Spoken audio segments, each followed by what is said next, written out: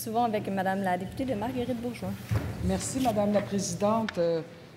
Merci beaucoup aux députés d'Hochelaga parce que déposer des motions comme ça, inviter des gens du réseau Solidarité Itinérance du Québec, ce sont des raisons pour lesquelles on est en politique. Ce sont des moments après la période de questions, quand une certaine harmonie peut revenir, les 4 partis peuvent parler, les députés indépendants, pour parler de causes trop souvent invisibles, trop souvent méconnues, trop souvent négligées, trop souvent oubliées.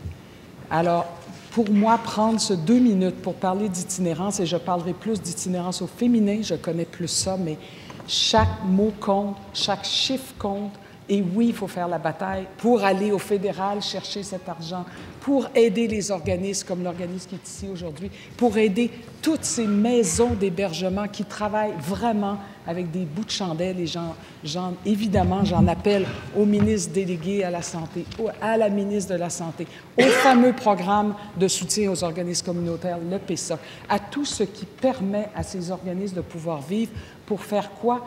Pour accueillir, entre autres, l'itinérance visible, certes, les hommes et les femmes, mais l'itinérance invisible aussi. Et on dit souvent, le dernier dénombrement a écarté de nombreuses itinérantes, en particulier, qu'on dit invisibles parce qu'elles ne sont pas dans les dénombrements.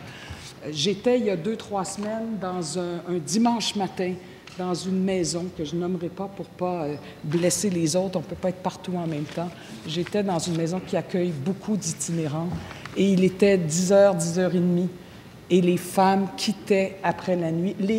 Les heureux élus, pourrait-on dire, hein? C'est épouvantable de dire ça, elles avaient eu une place pour dormir au chaud dans un endroit où il y avait une douche, où il y avait des vêtements s'il manquait de vêtements, où il y avait un petit déjeuner, un café. Il était à peu près 10h30 et elles devaient quitter parce que c'est comme ça que ça marche. Il faut qu'elles quittent.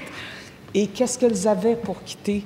Elles avaient, et on était vraiment, il faisait encore froid, il fait presque toujours encore froid, elles avaient un petit chariot d'épicerie avec lequel vous allez peut-être tous et toutes faire votre épicerie la fin de semaine. Si vous voulez marcher, vous avez un petit chariot. Ces femmes-là avaient leur vie dans un chariot. C'était ça, la réalité. Elles avaient leur vie dans un chariot. Et quand j'ai vu ça, j'ai dit vraiment, vraiment, pensez à ces femmes, à ces hommes que vous voyez dans la rue, vous voyez au centre d'achat, vous voyez assis sur un banc de parc, et dites-vous, il faut mettre tout l'argent possible comme société. Merci, madame.